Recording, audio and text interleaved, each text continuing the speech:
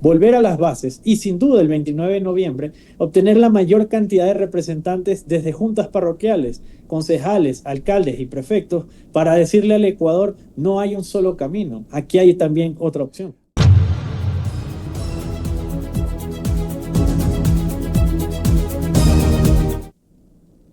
Bienvenidos a Pulso Político TV en La Visión, un canal digital que se ocupa de entender un poco el criterio político en el país y a nivel internacional. Hoy tenemos como invitado, la entrevista de hoy es con el ex asambleísta Juan Fernando Flores, que fue asambleísta en el periodo de la presidencia del expresidente Guillermo Lasso y también es un militante activo de Creo. Lo hemos invitado el día de hoy porque queremos saber cómo está el movimiento Creo y cuál es el pensamiento frente a esta cantidad de cambios que algunos dicen no está dentro de la Constitución, otros que está perfilándose casi como algo inconstitucional. En todo caso, Juan Fernando, muy buenas tardes y bienvenidos a Pulso Político. Buenas tardes, muchas gracias por la oportunidad y la invitación. Un honor para nosotros estar en Pulso Político, especialmente en La Visión. Correcto. Usted ha defendido el discurso de diálogo, reformas, pero en la práctica, ¿cómo ve todas estas iniciativas de querer unificar a la centro derecha, querer unificarla frente a toda esta situación que está pasando aquí? ¿Hay una falta de capacidad política que maneja el centrum político o es una falta de decisión de los actores que no están manejando el tema político, valga la redundancia? Yo creo que hoy el tablero, como está planteado en el ámbito político, hace que no sea ni una ni la otra opción, y les voy a explicar justamente el porqué. La voluntad y la vocación de las organizaciones políticas de unirnos ha existido desde siempre. Incluso en procesos anteriores, las alianzas electorales siempre han sido el camino que la ciudadanía ha pedido. Tal es así que en su momento, nosotros como movimiento Creo, incluso optamos cuando fue la candidatura del presidente Guillermo Lasso a generar una alianza que nos permitió también llegar a la presidencia de la República, entendiendo ese sentir ciudadano. Pero lamentablemente, desde junio del año pasado, esa misma vocación y voluntad ha sido cercenada por la Asamblea Nacional. Hoy no es falta de interés o falta de integridad de las organizaciones políticas al que nos podamos unir.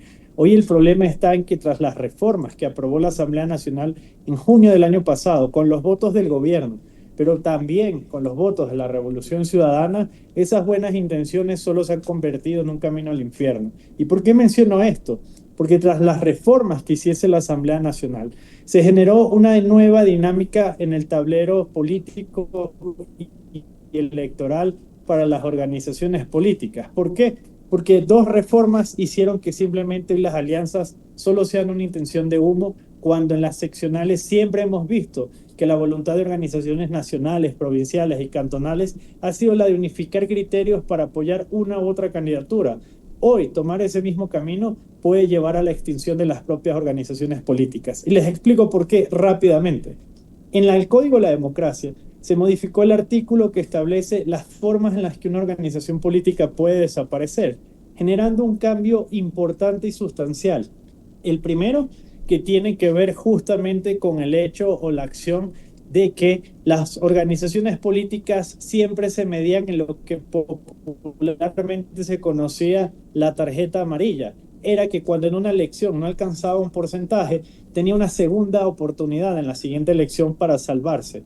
Hoy en día esta opción se eliminó y ahora se estableció que en cada elección entramos en una dinámica de juegos del hambre, donde vamos a ver posterior a la elección qué partidos quedan y qué partidos desaparecen. Y la segunda tiene que ver con una reforma que hiciesen en el mismo Código de la Democracia sobre el sistema de alianzas, donde han establecido que una alianza, ahora al configurarse, deberá dividir el porcentaje de votos obtenidos o autoridades electas entre el número de los miembros que integran la alianza. Y les pongo un ejemplo claro, tácito y real para que entendamos la magnitud de esto.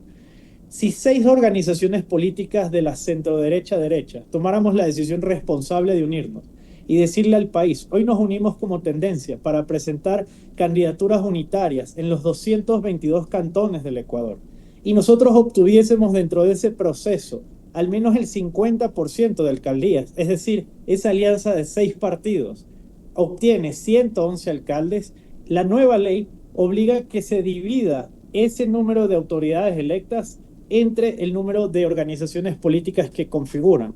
Al dividir 111 entre 6 da 18.5.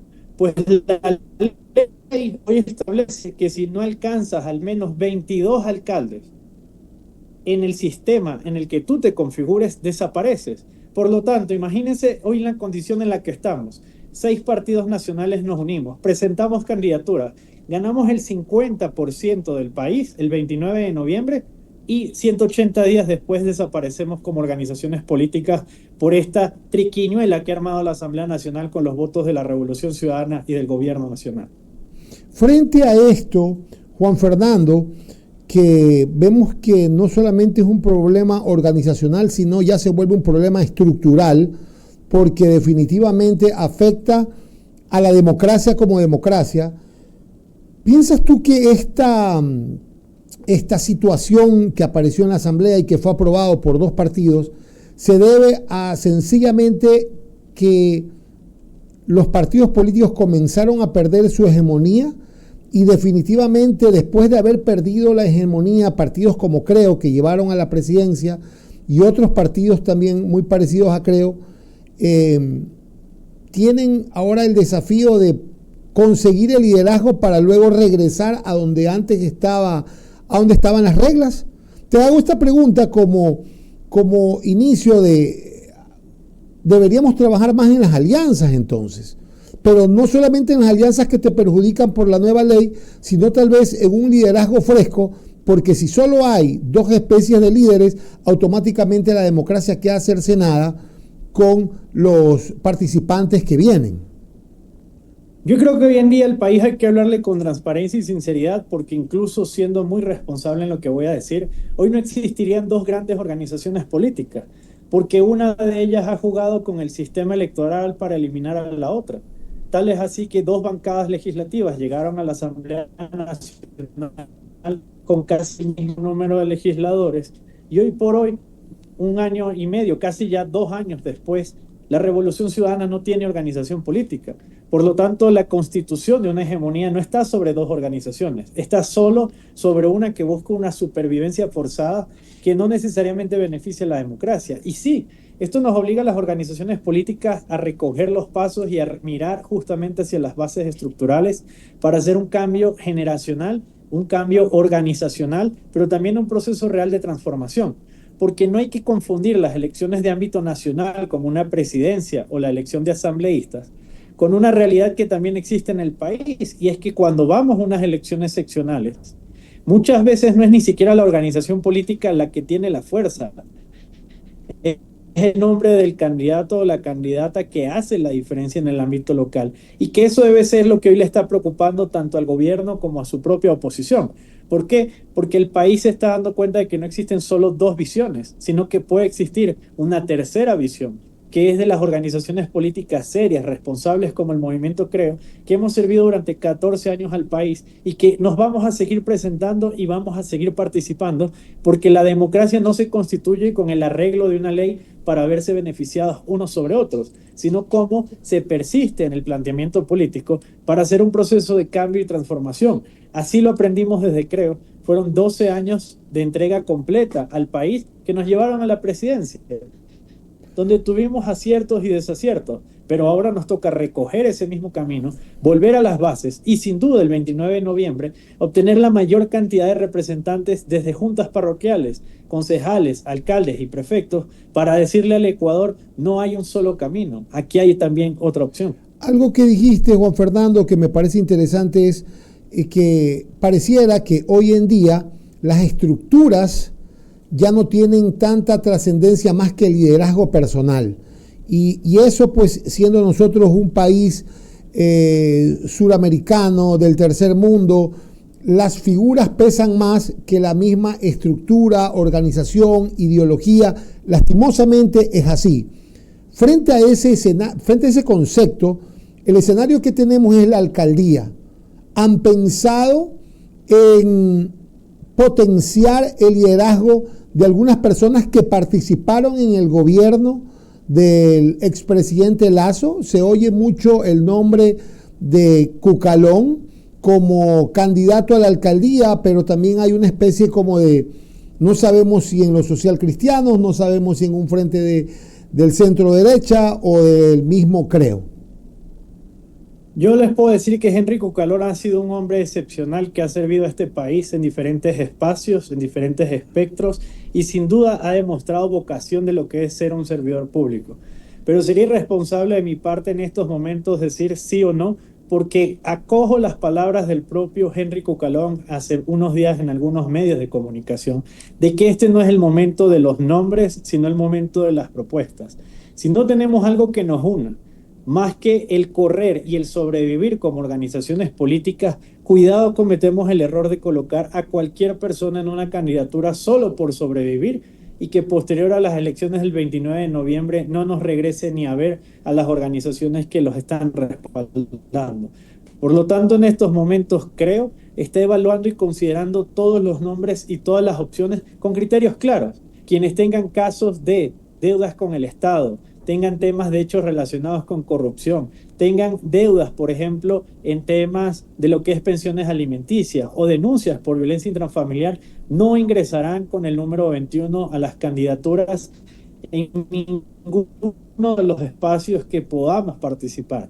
Pero si en el proceso de generar esta visión de cuál es la opción y la posibilidad y la propuesta, país, provincia, cantón, parroquia que ofrecemos, eso congenia con uno u otro, nosotros estamos abiertos a que ese diálogo se pueda dar. Pero en estos momentos creo estar en una revisión interna, profunda, extensa, de cuáles son esos nombres de los precandidatos a los diferentes espacios, cuáles son las organizaciones políticas que tienen la intención de aliarse, pero como explicaba al inicio, hoy, hasta el tomar la decisión de si vamos con uno o con otro en un proceso de alianza, puede significar nuestra continuidad o no. Por lo tanto, esto será una mezcla entre ajedrez y damas chinas que sin duda el CNE nos ha puesto a correr, pero que como movimiento político serio hemos venido trabajando desde la última elección, donde al no obtener los resultados esperados, no nos quedamos a llorar, nos pusimos a trabajar y desde ese día dijimos, como el presidente Guillermo Lasso nos ha enseñado, la vocación de servir al país no es solo cuando se llega al espacio, sino cómo se hace en día a día. Y en ese día a día nosotros estamos construyendo justamente la mejor opción para el Ecuador. Juan Fernando, y dentro de ese juego de ajedrez y damas chinas, ¿hay una opinión preponderante del expresidente Lasso en el partido? Él opina, el presidente Guillermo Lasso toma las decisiones estratégicas en el tema de lo que va a pasar con el movimiento Creo. El presidente Guillermo Lasso sin duda sigue siendo nuestro líder y fundador y además quien nos ha venido generando un proceso interno de reestructuración para que al día de hoy una gran persona como Ana Belén Cordero sea quien encabece esta organización política y quien les habla junto a otras 8 personas seamos los vocales nacionales.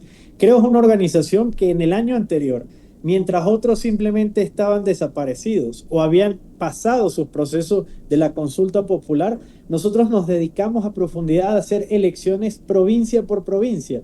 Tal es así que logramos hacer los procesos de democracia interna en cada una de las provincias de nuestro país, con lo que hoy tenemos estructuras consolidadas y sólidas. Por lo tanto, nosotros hemos seguido ese ejemplo y esa construcción de democracia que hoy nos hace entender que el trabajo conjunto al presidente Guillermo Lasso, al ejemplo que él ha venido dando, de lo que queremos construir, es lo que vamos a solidificar como movimiento Creo para el Ecuador. Para terminar, Juan Fernando, agradeciéndole la entrevista, ¿qué ve usted en el futuro? Vemos un país fraccionado, vemos un país con una cantidad de situaciones y desafíos económicos, desafíos políticos, desafíos a la democracia. Vemos también fuera del país un gobierno americano que está pasando por dificultades al no llevar el control de la guerra en Irán, y nosotros, toco este país, Estados Unidos, porque tiene harta influencia en el Ecuador. ¿Qué puede usted ver con el Ecuador? ¿Qué ve del Ecuador en los próximos meses, como gobierno, como país? Yo creo que como país vamos a ir a una situación donde lamentablemente el conflicto entre lo que vive el ciudadano de a pie y nos está planteando la política están empezando a no encontrarse, sino justamente chocar. Mientras tenemos una situación grave en el sector de la salud, no puede ser que un columpio sea la representación de quien está llevando esa cartera de Estado. Mientras nosotros estamos en un proceso donde hoy en algunas zonas del Ecuador existen apagones, la respuesta es que simplemente eso no está sucediendo. La situación va a llevar a que el ecuatoriano entienda que en el voto más real y cercano que tiene, que es el de elegir a su autoridad cercana, a quien con quien convive en la parroquia, con quien convive en el día a día en el cantón a través de las concejalías, las alcaldías o quienes los representan en las realidades provinciales, seguramente va a dar una respuesta que a algunos no les guste y que a otros les empezará a abrir las puertas a una nueva propuesta para la que necesita el Ecuador. Y en el ámbito internacional, siempre que la conflictividad continúe, Ecuador de alguna manera u otra se verá beneficiado, porque mientras el conflicto persista, sea en Medio Oriente, en los temas de petróleo, en los temas de cómo las economías se están dinamizando, un país que vive del dólar siempre se verá afectado para bien o para mal.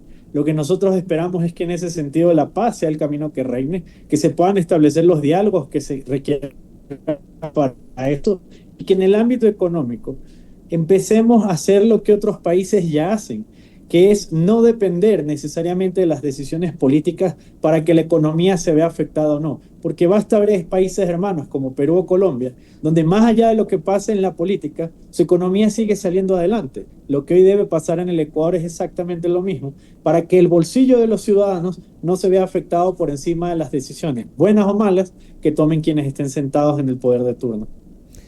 Esas han sido las palabras del exasambleísta Juan Fernando Flores, claro, directo, y le agradecemos mucho el habernos acompañado el día de hoy y que sea lo mejor para el país en los próximos meses. Muy buenas tardes, fue un programa más. Muchas gracias a ustedes por la invitación. Fue un programa más de Pulso Político en La Visión TV.